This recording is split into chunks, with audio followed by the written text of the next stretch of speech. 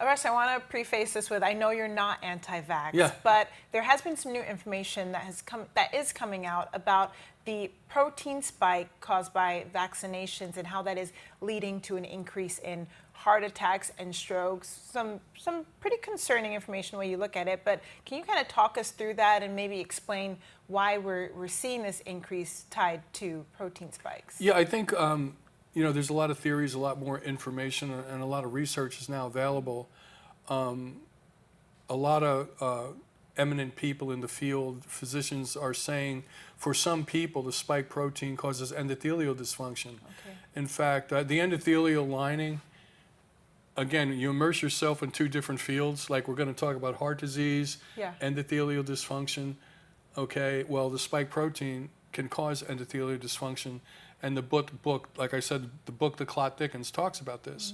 So the lining of the arteries in the heart is called the endothelial lining, and these are the reasons the endothelial lining can become damaged. Elevated insulin, hypercoagulability, the blood picks up, shear stress, homocysteine, low testosterone, yeah. estrogen deficiencies. Okay. So all that, sensitive. all that causes inflammation. Okay. Well, one of the things the spike protein does is it creates an inflammatory response, so the body can fight. Okay, the COVID virus, or COVID. That's what it was designed to do.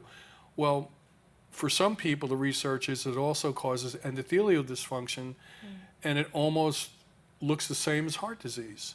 Endothelial damage.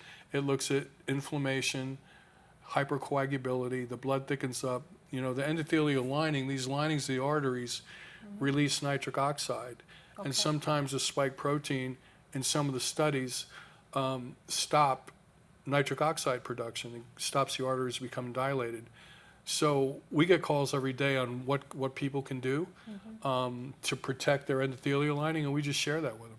Well, for more information on Scala Precision Health, you can head over to scalaprecisionhealth.com and the Russ Scala YouTube channel, where a wealth of free knowledge awaits you. You can also find Russ's book, American Biohacker, on Amazon. I want to thank you so much for watching, and we'll see you next time.